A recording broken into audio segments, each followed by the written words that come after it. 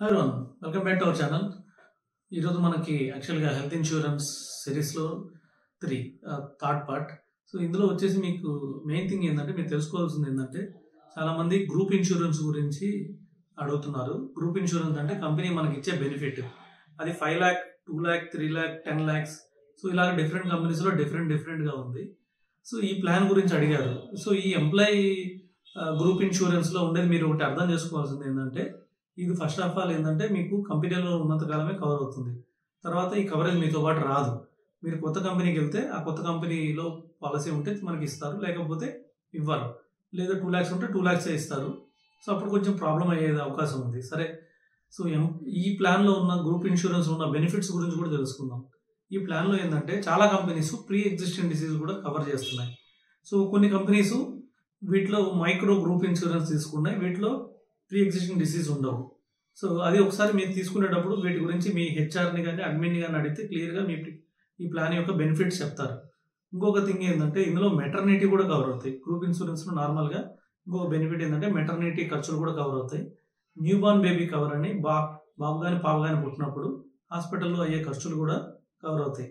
అంతేకాకుండా డే 1 నుంచి కూడా అన్ని డిసీజెస్ కవర్ అవుతాయి. కాబట్టి ఇది మీరు డెఫినెట్గా హెల్త్ ఇన్సూరెన్స్ వస్తే తీసుకోండి. ఇంకా తక్కువ ఇస్తే మీరు ఎక్కువ అడగండి, కొద్దిగా ఎక్కువ ప్రీమియం అయినా పర్లేదు, తీసుకోండి. మీ పేరెంట్స్ని కూడా యాడ్ చేయండి. ఎందుకంటే పేరెంట్స్కి నార్మల్గా బీపీ, షుగర్ ఇలాంటి హెల్త్ ఇష్యూస్ ఉండే అవకాశం ఉంది. ఈ ప్లాన్లో అయితే మీకు అలాంటి ప్రాబ్లమ్స్ ఉండవు. సో ఎవరైనా కూడా అడ్మిట్ చేసుకుంటారు కాబట్టి కంపల్సరీగా పేరెంట్స్ని కూడా యాడ్ చేయండి.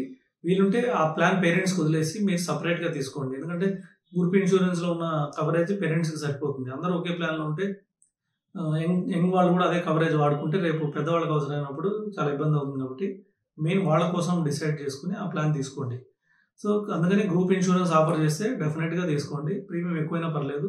కొన్ని కంపెనీస్ టాపప్లు కూడా ఆఫర్ చేస్తున్నాయి, హ్యాపీగా తీసుకోండి. టాపప్ ఆఫర్ చేయని కంపెనీస్ ఏమైనా ఉంటే మీరు బయట టాపప్ పాలసీస్ జరుగుతాయి, సూపర్ టాపప్ పాలసీస్ అంటారు. 3 lakh deductible, 5 lakh deductible, 10 lakh deductible ఉంటాయి. ఇవి తీసుకోవడం ద్వారా మీకు చాలా తక్కువ ప్రీమియంలో మీకు ఎక్కువ కవరేజ్ వస్తుంది. ఇవాళ రేపట్లో మినిమం 50 lakhs కవరేజ్ ఉండాలి. సో ఎందుకంటే నాకు తెలిసిన వాళ్ళకి లివర్ ట్రాన్స్ప్లాంట్ అయితే 50 lakhs అయింది. సో కిడ్నీ ట్రాన్స్ప్లాంట్ అయితే నాకు తెలిసిన వాళ్ళకి 25 lakhs అయింది.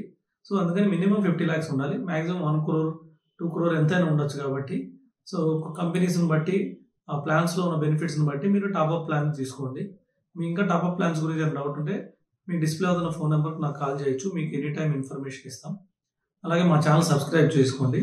సో మీకు ఇంకా ఫ్యూచర్లో ఇంకా ఎక్కువ ఇలాంటి డీటెయిల్స్ ఇస్తాం. ఇంకొక విషయం ఏంటంటే ఈరోజు మనం థర్డ్ సిరీస్లో గ్రూప్ హెల్త్ ఇన్సూరెన్స్ కోసం డిస్కస్ చేసాం. సో నెక్స్ట్ ప్లాన్లో మనం ఈఎస్ఐ ప్లాన్ గురించి కూడా ఎక్స్ప్లెయిన్ చేస్తాం. Thank you.